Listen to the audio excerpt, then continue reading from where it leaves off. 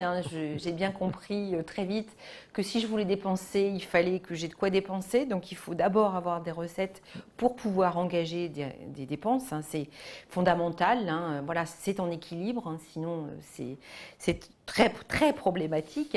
Donc les recettes, alors certaines recettes évidemment sont connues bien en amont, mais il y a, j'en ai déjà parlé tout à l'heure, il y a certaines recettes sur lesquelles il faut être très vigilant. C'est ces fameux crédits évaluatifs ou ressources affectées dont on ne connaît pas le montant exact. Et là, il faut être très vigilant, il ne faut pas s'engager dans la dépense sans avoir une connaissance réelle ou qui s'approche le plus de la réalité. Ça, c'est vraiment un des points de vigilance. Faut vraiment faire très attention à ça. Donc moi, je suis attentive à ça, attentive aussi aux services de restauration, hein, pour qu'il y ait toujours l'ajustement avec le nombre de demi-pensionnaires. Ça, c'est très important. Et il faut aussi avoir un suivi attentif des ressources nouvelles.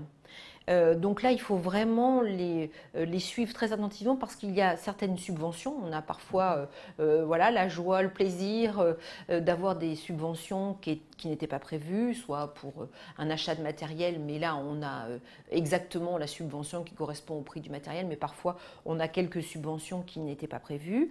Et on peut avoir aussi des ressources propres dans l'établissement, des ressources nouvelles, comme, alors nous, on a la chance d'avoir un gymnase dans l'établissement qu'on loue à la municipalité, donc ça fait une ressource nouvelle pour l'établissement. Alors il faut aussi avoir un suivi régulier, exact de cette ressource nouvelle, qui peut quand même donner un petit peu de respiration dans l'établissement. Ça, c'est vraiment important d'avoir ce suivi-là.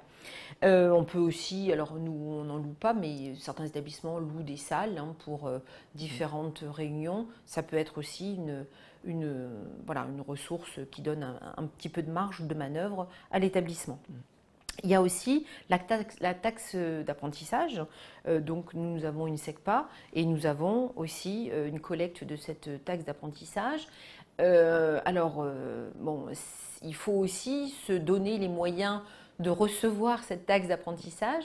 Les enseignants de la SECPA sont engagés dans cette collecte et ils font donc un courrier personnalisé à leurs principaux fournisseurs ou des personnes avec qui ils ont eu des échanges de travail ou qui leur ont pris des stagiaires. Et donc un petit courrier de remerciement ou de sollicitation, parfois des invitations à différents projets portés par la SECPA. Donc il faut aussi voilà, hein, solliciter les différentes entreprises qui pourraient donner cette taxe d'apprentissage. Donc voilà pour les recettes.